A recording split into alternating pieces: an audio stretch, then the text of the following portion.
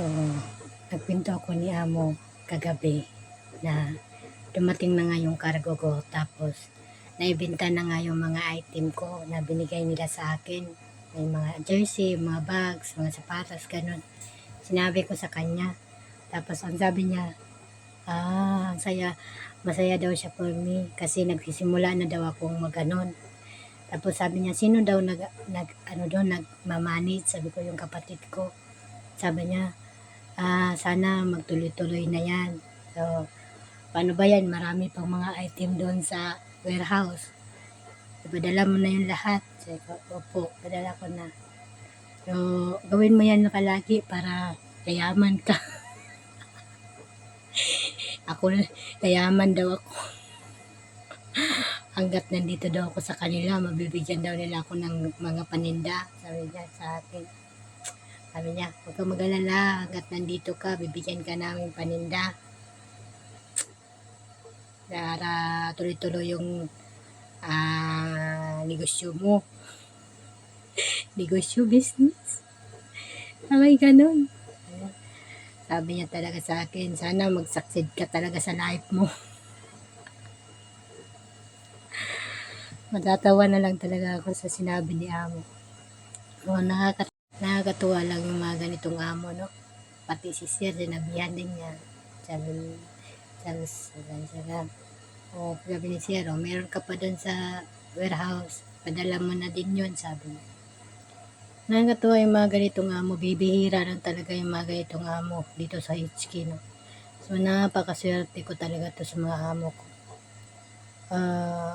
Kaya ang daming nagsabi sa akin na dapat magano na ako, magtawid na ako sa ibang bansa kasi wala naman na ako obligasyon, no? Pero sa totoo lang, nakapanginayang iwan tong mga ganitong amo.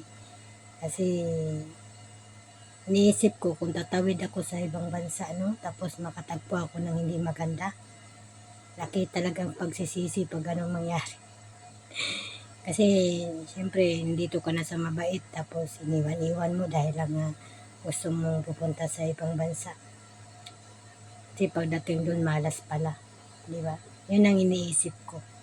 Ang gusto kasing mangyari sa buhay ko talaga, kapag ayaw ko na dito, hindi na kaya ng katawan ko, hindi na ako mag-OFW, ayaw ko na. Uwi na ako sa amin. Ayaw ko na mag-apply pa. Ayaw ko na. Tama na talaga. Kapag ayaw na nila ako dito, or ako na mismo ang ayaw ko na talaga mag-abroad. Sinabi ko na yan sa sarili ko, kasi nakakapagod na mga muhan. Sabi ko sa sarili ko, tama na to. Ito na yung last na employer ko talaga. Sabi ko, di bali nang maghirap na ako sa Pinas, ayaw ko ng mga muhan. Kasi nakakapagod na. Ang tagal ko na kasing nangamuhan talaga.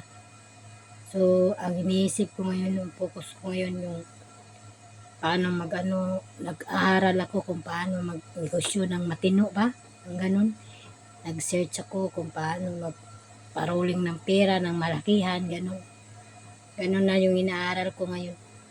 Kasi nga, ayaw ko na talagang mangamuhan pag matapos na ako dito.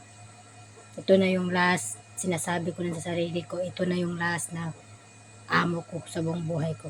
Kasi sa sobrang tagal ko ng mangamuhan, nakatali na ako sa ganyong konsepto na kontrolado sa amo. Ayaw ko na. Ito na lang, ito pinagtsagaan ko dito, nagtiis ako kahit pagod na ako sa trabaho ko. Dahil nga rin naman, mababait yung amo ko, okay sila, marunong silang magkasama, marunong makiramdam, tsaka mapagbigay. So, ito tiniis ko talaga dito. Oo.